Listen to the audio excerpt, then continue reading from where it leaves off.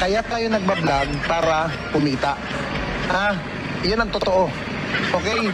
At kung bago ka lang dito sa ating YouTube channel, pwede po bang mahingi ang inyong subscribe at huwag kakalimutan, pindutin ang notification bell para ma-notify ka pag meron tayo mga ganitong uploads. Salamat kabayan! Sino nga ba ang hindi makakakilala sa boses pa lang nitong vlogger na ito na si Kap Nino? Ang dating taga-suporta ni dating Pangulong Duterte na ngayon ay bumaliktad na. Heto at pakinggan natin ang kanyang pagre-recruit ng ibang vlogger para pabanguhin ang pangalan ng isang politiko. Dito, hindi pinag-uusapan dito kung pro-Marcos ka, anti-Marcos ka, pro-Duterte ka, anti-Duterte ka. Hindi pinag-uusapan dito. Ang pinag-uusapan natin dito, yung pakinabang natin sa mga nag-hire sa atin. Yun ang importante. Hindi pwedeng sabihin, ay hindi, didiis ako. Hindi pwede. Magpakatotoo tayo, ha? Kaya tayo nagbablog para kumita. Yan ang totoo. Okay? Okay, ang sahod nyo rito, 15.30. Pero bukas i-update ko kayo kung anong mangyayari sa meeting. Okay? Hindi ko sino pwedeng pangalanan kung sino ang nasa likod nito. Basta't ang the best,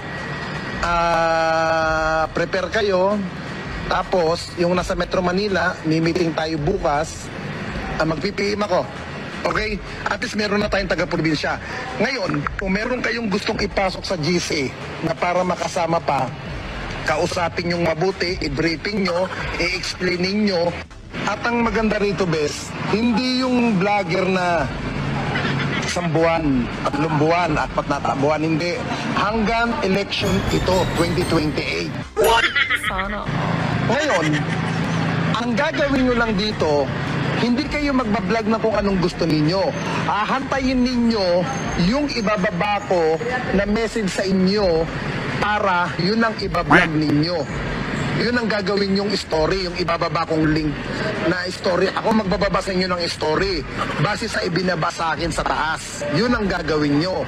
Hindi nyo kailangan na umikot-ikot. Hindi nyo kailangan umano-ano. Kaya, mas maganda ito kaysa NCRPO.